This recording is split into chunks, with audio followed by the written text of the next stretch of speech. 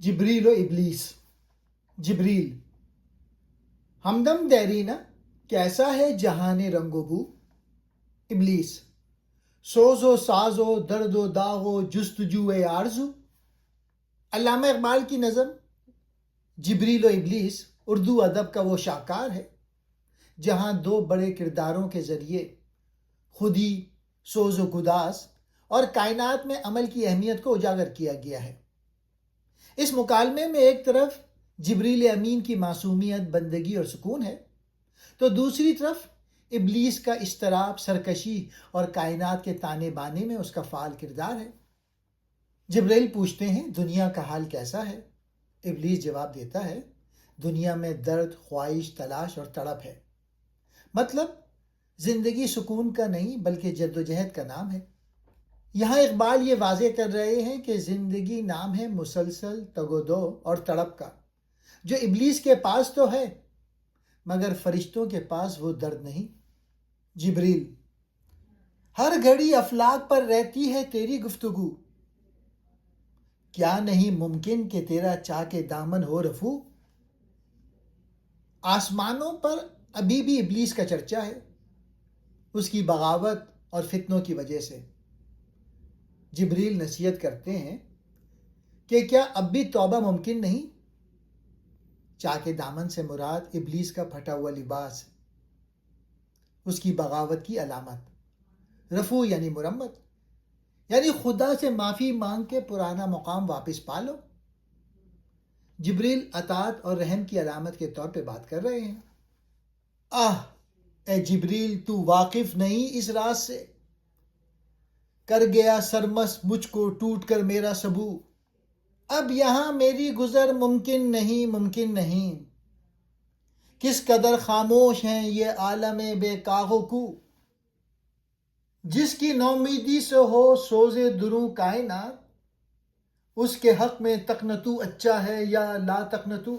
اب یہ ابلیس کا طویل جواب ہے، سب سے اہم حصہ. اب یہاں پہ ابلیس کی خود پسندی دیکھیے. جبریل جب ابلیس کو واپسی یعنی توبہ کا مشورہ دیتے ہیں اور اسے چاک دامن رفو کرنے کو کہتے ہیں تو ابلیس کا جواب اس کی انا اور اپنی موجودہ حالت پر فخر کو ظاہر کرتا ہے. وہ کہتا ہے کہ آسمانوں کی خاموشی اور وہاں کا سکون اب اسے راس نہیں آتا. اس کے نزدیک تقنتو یعنی نا امیدی ہی اس کی کائنات کا ایندھن ہے. ابلیس جبریل سے کہتا ہے اے جبریل، تم اس راز کو نہیں سمجھ سکتے. میرا سبو یعنی شراب کا مٹکا ٹوٹ گیا اور اسی نے مجھے سرمست یعنی مدہوش کر دیا. سبو ٹوٹنے سے مراد ہے جنت سے نکالا جانا، زوال. سرمستی، بغاوت، آزادی، شدت احساس. ابلیس کہتا ہے کہ اس کی بربادی ہی اس کی طاقت بن گئی، یعنی گرنے کے بعد اس میں ایک نئی آگ، نئی حرکت پیدا ہو گئی. ابلیس کہتا ہے اب میں جنت میں نہیں رہ سکتا، یہ جگہ کتنی خاموش ہے، یہاں کوئی ہلچل، کوئی زندگی نہیں. کس قدر خاموش ہیں یہ عالم بے کاغ و کو. بے کاغ و کو یعنی بغیر محل اور گلیوں کے، یعنی سادہ پرسکون. ابلیس کو سکون والی دنیا پسند نہیں. مطلب یہ ہے کہ ابلیس کو سکون، خاموشی اور اطاعت والی فضا گھٹن لگتی ہے. وہ حرکت، شور، جد و جہد اور کشمکش چاہتا ہے. ان اشعار میں اقبال یہ بتاتے ہیں کہ کبھی کبھی زوال یعنی گرنا انسان میں نئی طاقت پیدا کرتا ہے. سکون اور خاموشی ترقی کو روک سکتے ہیں. حقیقی زندگی حرکت، جد و جہد اور بے چینی میں ہے. ابلیس ایک علامت ہے بغاوت اور مسلسل حرکت کی. ابلیس کہتا ہے جس کی نومیدی سے ہو سوز درون کائنات، اس کے حق میں تقنتو اچا ہے یا لا تقنتو. نومیدی مینس مایوسی. سوز درون کائنات، کائنات کے اندر کی تڑپ، حرکت. تقنتو مایوس ہو جاؤ، قرآن کا لفظ ہے. لا تقنتو مایوس نہ ہو، قرآن کا حکم ہے. ابلیس کہتا ہے جس انسان کی مایوسی ہی کائنات میں حرکت اور تڑپ پیدا کرتی ہو، اس کے لیے یہ بہتر ہے کہ وہ مایوس رہے یا امید رکھے؟ یہ ایک سوال ہے، سیدھا جواب نہیں۔ اقبال یہاں ایک گہری بات سمجھاتے ہیں۔ عام طور پہ دین ہمیں سکھاتا ہے مایوس نہ ہو، لا تقنطو، لیکن ابلیس کہتا ہے بعض اوقات بے چینی، ادھورا پن اور اندر کی تڑپ ہی انسان کو آگے بڑھاتی ہے۔ اگر انسان مکمل مطمئن ہو جائے تو وہ رک جاتا ہے۔ یعنی مکمل امید پلس مکمل سکون جو ہے نا، وہ جمود ہے، رک جانا ہے۔ کچھ بے چینی، ادھورا پن جو ہے وہ اس کی وجہ سے ترقی، جستجو، تخلیق ہوتی ہے۔ اقبال کا پیغام یہ ہے، اسلام امید سکھاتا ہے، لا تقنطو، لیکن حرکت اور ترقی کے لیے تھوڑی بے چینی ضروری ہے۔ اس لیے انسان کو مایوسی میں ڈوبنا نہیں چاہیے، مگر مکمل سکون میں سو بھی نہیں جانا چاہیے۔ یہ شعر ہمیں سکھاتا ہے امید ضروری ہے، لیکن اندر کی تڑپ اور بے چینی بھی ترقی کا ذریعہ ہے۔ زندگی توازن کا نام ہے، نہ مکمل مایوسی، نہ مکمل سکون۔ اب جبریل علیہ السلام کہتے ہیں، کھو دیے افکار سے تو نے مقامات بلند، چشم یزدہ میں فرشتوں کی رہی کیا آبرو۔ انکار کہتے ہیں اللہ کے حکم کو نہ ماننا، مقامات بلند، اعلیٰ درجہ، بلند مرتبے، چشم یزدہ اللہ کی نظر میں، آبرو عزت وقار۔ جبریل کہتے ہیں تو نے اللہ کے حکم سے انکار کر کے اپنے اونچے مقام کھو دیے، اور تیری وجہ سے اللہ کی نظر میں فرشتوں کی عزت بھی متاثر ہوئی۔ پس منظر یہ ہے کہ ابلیس پہلے بہت عبادت گزار تھا، اسے بڑا مقام حاصل تھا، لیکن اس نے حضرت آدم علیہ السلام کو سجدہ کرنے سے انکار کیا۔ کھو دیے انکار سے تو نے مقامات بلند، صرف ایک نافرمانی نے اس کا سب کچھ چھین لیا۔ جو عزت، مقام اور قرب اسے ملا تھا وہ ختم ہو گیا۔ سبق یہ ہے کہ ایک بڑی غلطی انسان کو بلندی سے گرا سکتی ہے۔ پھر دوسری لائن میں، چشم یزدہ میں فرشتوں کی رہی کیا آبرو۔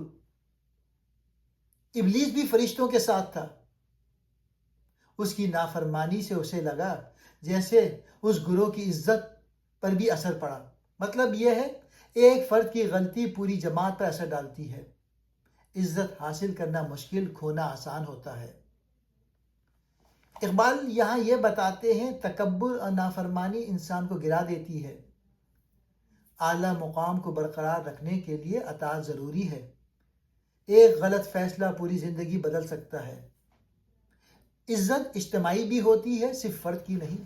ابلیس ہے میری جرت سے مشت خاک میں ذوق نمو، میرے فتنہ جامع عقل و خرد کا تار و پو، دیکھتا ہے تو فقط ساحل سے رزم خیر و شر، کون طوفان کے تماچے کھا رہا ہے میں کہ تو۔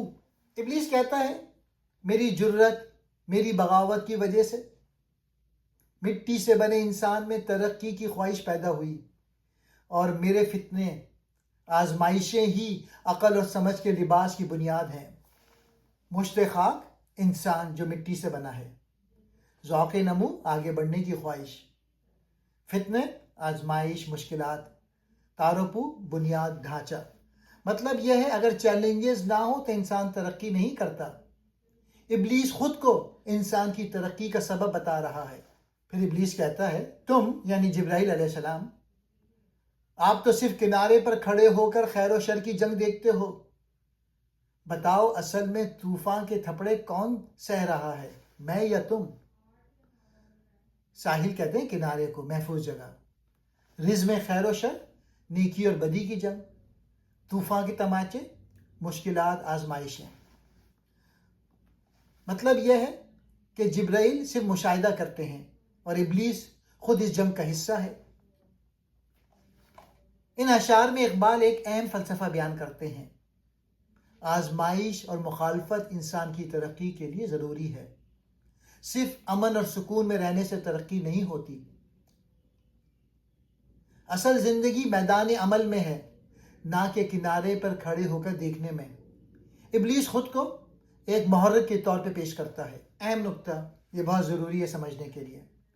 اقبال ابلیس کی تعریف نہیں کر رہے، بلکہ یہ بتا رہے ہیں کہ انسان کی ترقی میں چیلنجز، آزمائشیں اور اندرونی کشمکش اہم کردار ادا کرتی ہیں۔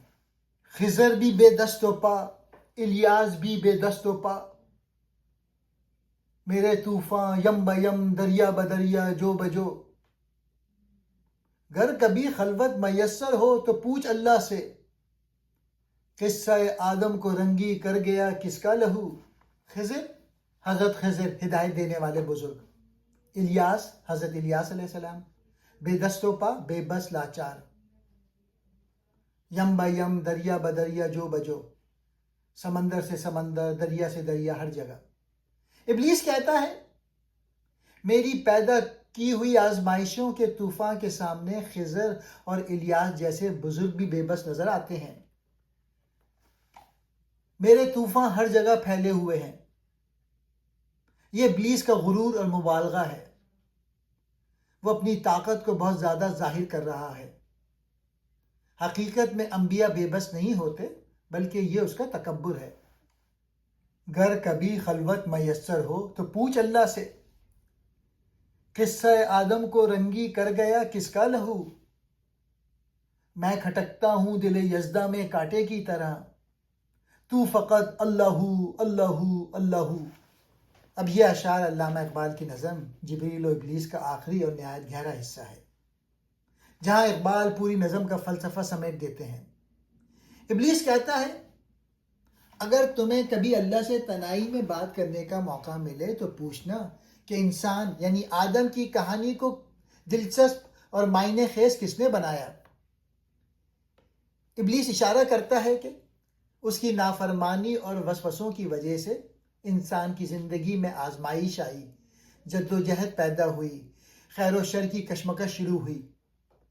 یعنی اگر کوئی چیلنج نہ ہوتا تو زندگی سادہ اور بے رنگ ہوتی۔ دل یزدہ اللہ کی نظر، کھٹکتا ہوں چپتا ہوں بے چینی پیدا کرتا ہوں۔ ابلیس کہتا ہے میں اللہ کے نظام میں ایک کانٹے کی طرح ہوں، یعنی ایک چیلنج، ایک آزمائش، جبکہ تم صرف اللہ کی تسبیح کرتے رہتے ہو۔ یہاں اقبال ایک بہت بڑا فلسفہ بیان کرتے ہیں ابلیس کا نقطہ نظر۔ میں ایک مسئلہ ہوں، ایک چیلنج، اور میری وجہ سے انسان کو امتحان ملتا ہے اور وہ ترقی کرتا ہے۔ جبریل کا کردار جو ہے وہ صرف اطاعت، عبادت، سکون، کوئی کشمکش نہیں۔ اب اقبال کا اصل پیغام کیا ہے؟ اقبال یہ کہنا چاہتے ہیں زندگی صرف عبادت کا نام نہیں، اصل کمال آزمائش میں ثابت قدم رہنا ہے۔ خیر و شر کی کشمکش انسان کو عظیم بناتی ہے۔